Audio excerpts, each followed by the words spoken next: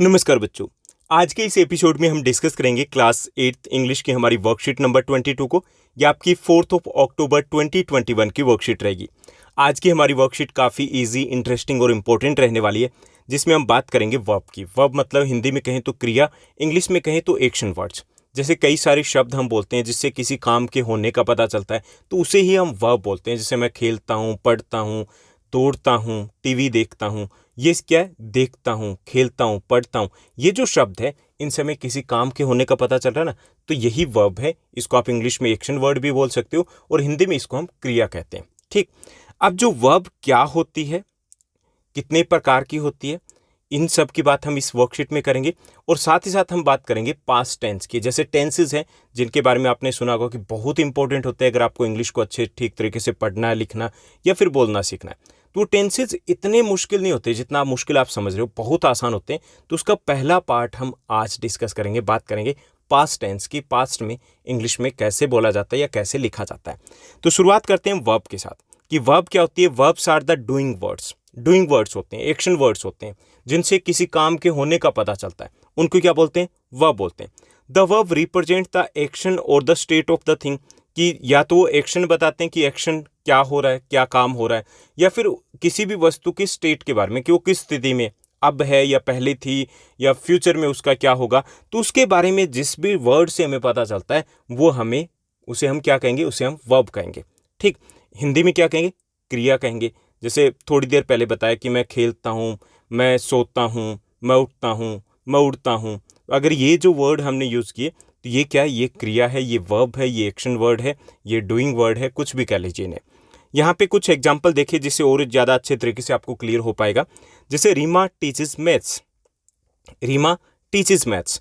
Reema maths पढ़ाती है। जहाँ पे जो टीचेस वर्ड है ये क्या है? ये वर्ब है, एक्शन वर्ड है ना, काम तो इसी से पता चल रहा है कि डूइंग वर्ड है ये। उसके बाद है डोरा is writing a novel about forest life. डोरा इज राइटिंग, राइटिंग लिख रही है, ये एक्शन वर्ड है। तो यहाँ पे ये राइटिंग है क्या? वर्ब है ये। थर्ड सेंटेंस देखिए, you go to the park every day. You go to, go action word है ना, डूइंग वर्ड है, तो गो यहाँ पर वर्ब है। ठीक। तो ये अभी तक आपको क्लियर हो गया होगा कि वर्ब क्या होता है। एक्शन वर्ड या फिर डूइंग वर्ड होते हैं जिसे पता चलता है कि कोई काम कैसे हो रहा है, कब हुआ है और कब हो सकता है। ठीक। अब टाइप्स ऑफ वर्ब्स की बात करें तो there are the two types of verb. Verb दो टाइप की हो सकती है।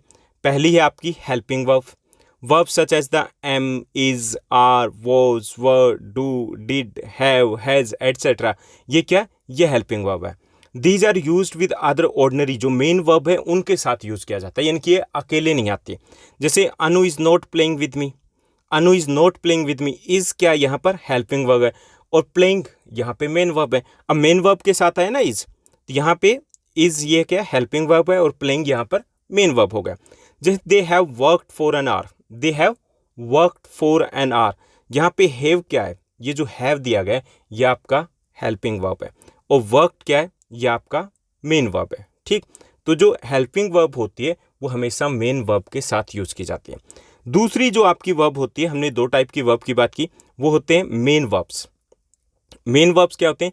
All the verbs which express action are in the main verbs, कि जिनसे हमें जो एक्शन वर्ड्स है बाकी सभी, वो सभी मेन वर्ब्स कहलाएंगे। जैसे play, read, write, watch, show, cook, start, slip, run, cry, weep, then smile, laugh, go, walk, come. ये जितने भी वर्ड्स हैं, हजारों लाखों वर्ड्स हैं जिनसे किसी काम के होने का पता चलता है, वो सारे मेन वर्ब्स कहलाएंगे। ये जो एक्शन वर्ड है वो मेन वर्ब्स कहलाएंगे। Is, am, are, was, were, has, have, वो सभी आपके हेल्पिंग वर्ब्स कहलाएंगे। ठीक। जब हमें इंग्लिश को ठीक से लिखना होता है या ठीक से बोलना होता है या पढ़ना होता है, तो उसके लिए हमें दोनों का ही ठीक से नॉलेज होना चाहिए। अब जो ये वर्ब्स है उनकी थ्री फॉर्म्स होती है। There are the three forms of the verb. इसके बारे में आपको ऑलरेडी पहले से पता होगा। इसमें एक तो प्रेजेंट फॉर्म होती है, फर्स्ट फॉर्म होती है, पास्ट फॉर्म होती है जिसको आप सेकंड फॉर्म बोलते हो, एक पास्ट पार्टिसिपल होती है जो कि थर्ड फॉर्म होती है। ओके, यानी कि फर्स्ट फॉर्म, सेकंड फॉर्म और थर्ड फॉर्म, थ्री फॉर्म होती है। तो चलिए देखते हैं कैसे इनको चेंज किया जाता है, किस तरीके से ये फॉर्म होती है। तो यहाँ देखिए कुछ एग्जाम्पल्स हमें दिए गए। तो यहाँ पे ऐड दिया गया है, ये फर्स्ट फॉर्म है। ठीक। सेकेंड फॉर्म उसकी एडेड हो जाएगा, थर्ड फॉर्म भी इसकी एडेड रहेगा। इसी तरीके से bore, second form board, D लग गया, और थर्ड फॉर्म भी सेम रहेगी बोर्ड। फर्स्ट फॉर्म कोल, कोल्ड, कोल्ड। ऐसे prepare, prepared, prepared. Cancel, cancelled, cancelled. Walk, walked, walked. आमतौर पे मोस्टली, ऐसा नहीं कि हमेशा, लेकिन मोस्टली जो सेकंड फॉर्म और थर्ड फॉर्म है वो आमतौर पे सेम रहती है। हमेशा नहीं, लेकिन मोस्टली रहती है। ऐसे keep, kept, kept. Leave, second form होगी लेफ्ट, थर्ड फॉर्म भी लेफ्ट होगी। बी, इसका वॉज या वर दोनों हो सकता है, और बीन थर्ड फॉर्म हो जाएगी। बिगिन, बिगिन, बिगन हो जाएगा। डू, डिड, डन हो जाएगा। ओके, यहाँ पे देखिए, यहाँ पे चेंज है इनमें, अदरवाइज सेकंड और थर्ड फॉर्म सेम रही थी। तो ये होगी कि 3 फॉर्म्स होती है किसी वर्ब की, फर्स्ट फॉर्म, सेकंड फॉर्म और थर्ड फॉर्म। अब यहाँ पर हम बात करेंगे पास्ट टेंस की, कि इन वर्ब्स को यूज करते हुए हम कैसे टेंस को लिखते हैं। ठीक, आपने हिंदी में किए होंगे, काल किए होंगे, भूतकाल। तो उसी भूतकाल की बात करें कि जैसे मैं स्कूल जाता था, ओके, मैं स्कूल गया। तो इस टाइप के टेंसेस क्या है, पास्ट के टेंस है। तो उसको इंग्लिश में हम कैसे बोलेंगे, तो उसके लिए कुछ नियम होते हैं, कुछ रूल्स होते हैं जिनको हमें समझना है। द सिंपल पास्ट टेंस जो होता है, सिंपल पास्ट टेंस कौन सा होता है, the simple past tense is use to express an action completed in the past. कि सिंपल पास्ट टेंस कौन सा होगा, कि कोई एक्शन है जो पास्ट में कंप्लीट हुआ है। ठीक, पास्ट में लगभग, एक तो जनरल सेंस में कंप्लीट हुआ है उसके लिए, और एक ये कि तुरंत कंप्लीट हुआ है, उनके लिए हम सिंपल पास्ट टेंस का यूज करेंगे। जैसे इसके लिए रूल क्या रहेंगे, रूल रहेंगे एफर्मेटिव में। एफर्मेटिव समझते हो ना, जो सकारात्मक टेंस होते हैं। ठीक, सकारात्मक जिसमें क्यों या नहीं ना हो, सिंपल तरीके से, मैं स्कूल गया, ओके, कल भारत मैच हार गया। ठीक, तो ये क्या है, ये आपके एफर्मेटिव टेंस होंगे।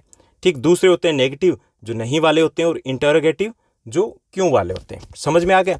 ओके, तो इसमें एफर्मेटिव की बात करें तो एफर्मेटिव टेंस है वो कैसे बनाए जाते हैं, सबसे पहले सब्जेक्ट लिखा जाता है, उसके बाद वर्ब की सेकंड फॉर्म हम यूज करते हैं, और उसके बाद ऑब्जेक्ट आ जाता है। बड़ा सिंपल सा है, सब्जेक्ट, वर्ब की सेकंड फॉर्म और ऑब्जेक्ट। जैसे देखिए, आई सा हिम, मैंने उसे देखा। आई सा हिम, मैंने उसे देखा। तो यहाँ पे देखिए, आई सब्जेक्ट हो गया, सा मतलब वर्ब हो गई, सी की सेकंड फॉर्म हो गई, और हिम ऑब्जेक्ट हो गया। अब नेगेटिव कैसे बनाते हैं, नेगेटिव में सिंपल नोट नहीं लगेगा, नेगेटिव में सब्जेक्ट प्लस डिड नोट आएगा। क्या आएगा, डिड नोट। ओके, और डिड नोट आएगा जब भी डू, डज, डिड ये वर्ड जब भी आते हैं तो हमेशा इनके साथ वर्ब की सॉरी, वर्ब की फर्स्ट फॉर्म को यूज करेंगे। ठीक, और ऑब्जेक्ट आ जाएगा। जैसे I didn't see him, didn't सा हिम नहीं हो सकता, डिडंट सी हिम, क्योंकि यहां पर सी क्यों आएगा, क्योंकि डिड यूज किया, तो उसके साथ वर्ब की फर्स्ट फॉर्म यूज करेंगे। उसी तरीके से he didn't go to the market, he did not go to the market, तो यहाँ पर भी वर्ब की फर्स्ट फॉर्म को यूज़ किया। तो अगर हमें पास्ट टेंस में अगर नेगेटिव दिया गया तो नेगेटिव को बोलना तो हम डिड नोट का यूज़ करेंगे, सिंपल नोट का यूज़ नहीं करेंगे। Okay, he didn't came yesterday, he didn't came yesterday या he didn't come yesterday, he didn't come yesterday. Okay, came नहीं आ सकता। उसके बाद इंटरोगेटिव, अगर हमें पास्ट में, सिंपल पास्ट में क्वेश्चन बनाना हो, ओके, तो उसमें क्या रहेगा, उसमें डिड को पहले ले आएंगे। डिड है वो सबसे पहले आ जाएगा, सब्जेक्ट, वर्ब की फर्स्ट फॉर्म और ऑब्जेक्ट। ठीक, बस सिंपल सा तरीका है। जैसे did you see him, did you see him, तो यहाँ पे सी रहेगा क्योंकि डिड आया, और बस क्वेश्चन बन गया आपका। Did he go to the market, did he go to the market, तो डिड को हम पहले ले आए और वर्ब की फर्स्ट फॉर्म को यूज करेंगे, लास्ट में हम क्वेश्चन मार्क को लगा देंगे। तो ये सिंपल से तरीके से हम बना सकते हैं। अब हमें दिए गए कुछ यहाँ पर सेंटेंसेस जिनको हमें सिंपल पास्ट टेंसेस दिए गए, वर्ब है हमें ब्रैकेट में दी गए, उसकी करेक्ट फॉर्म को हमें यूज करना कि यहाँ पर यूज क्या होगा। तो यहाँ पे चलिए पहला हम देखते हैं, पहला जो हमें सेंटेंस दिया गया, पहला सेंटेंस है आई टेस्ट योर फादर यस्टरडे। अब कल की बात की जा रही है तो सिंपल सी बात है कि ये पास्ट का टेंस है। ठीक, पास्ट का तो सेकंड फॉर्म यूज करेंगे ना सिंपल में, आई सा योर फादर यस्टरडे, सी का सा हो जाएगा। उसके बाद सेकंड हमें दिया गया, सेकंड है he does nothing about your plans. से यहाँ पे पास्ट में यूज करना है तो से की सेकंड फॉर्म हो जाएगी said, he said nothing about your plans, उसने कुछ नहीं कहा। ठीक, उसके बाद नेक्स्ट है Suresh Bisht days Hindi know teach Hindi. अब पास्ट का बताना है कि वो टीच नहीं करते थे हिंदी। ओके, तो डिड नॉट टीच हो जाएगा कि सुरेश बिष्ट है वो हिंदी टीच नहीं करते थे, तो हमें सिंपल नोट नहीं लगाएंगे, हम डिड नॉट लगाएंगे, और डिड नॉट के बाद वर्ब की फर्स्ट फॉर्म हमने टीच को यूज करेंगे। क्लियर? उसके बाद नेक्स्ट हम देखते हैं फोर्थ जो हमें सेंटेंस दिया गया, we days start in the morning, हमने मॉर्निंग में शुरू कर दिया था। ठीक, पास्ट में बात करें, we started in the morning, simple सी बात है, we started in the morning. Clear? तो हमने सेकेंड फॉर्म को यूज करना है। उसके बाद थर्ड दिए गए, I does a word, I does not understand a word, तो उसके लिए क्या होगा, did not understand a word, क्योंकि पास्ट में तो हमें सिंपल पास्ट में डिड को यूज करना है। क्लियर? तो ये हो गया आपका फिफ्थ सेंटेंस। सिक्स्थ है, Sushil does to the movies with his friends, Sushil friends के साथ मूवी गया। ठीक, मूवी गया था। अब गया के लिए गो यूज करेंगे या वेंट यूज करेंगे? पास्ट में तो हम यूज करेंगे वेंट, सेकेंड फॉर्म को। Clear? Sushil went to the movies with his friends. उसके बाद नेक्स्ट हमारा रहेगा सिक्स्थ के बाद सेवन्थ हमें दिया गया। सेवन्थ है, she days a pizza, order है तो ऑर्डर की सेकेंड फॉर्म हो जाएगी ordered. She ordered a pizza, उसने एक पिज़्ज़ा का ऑर्डर दिया। ठीक, उसके बाद एट्थ हमारा रहेगा, days you days for him, him for 2 hours. Okay, तो यहाँ पे क्वेश्चन मार्क लगाओ, यानी कि हमें क्या बनाना है, इंटरोगेटिव सेंटेंस बनाना है। तो सबसे पहले डिड आ जाएगा, did you wait for him for 2 hours, क्या तुमने उसका 2 घंटे के लिए वेट किया? तो यहाँ पे डिड यू और यहाँ पे वर्ब की फर्स्ट फॉर्म रहेगी। तो ये आपका 8th सेंटेंस था। तो बहुत ईजी है, अगर आपको किसी भी टेंस को पास्ट में लिखना, और सिंपल पास्ट में तो बहुत ईजी है। थोड़ी सी देर आप कुछ सेंटेंसेस लिख करके प्रैक्टिस ज़रूर कर सकते हो, इससे एक कॉन्फिडेंस आएगा और आपको लगेगा कि इतना भी मुश्किल नहीं जितना आप टेंसेस को समझते हो। अगर आपको ये वीडियो, ये वर्कशीट अच्छी लगी तो इस वर्कशीट को लाइक और शेयर ज़रूर कीजिएगा। और हाँ, एक छोटा सा कमेंट करके बताइएगा आप दिल्ली की किस कोने में रहते हो, आपका स्कूल कौन सा है। आज के लिए बस इतना ही। Thank you, bye bye, have a nice day. मिलते हैं नेक्स्ट वीडियो में।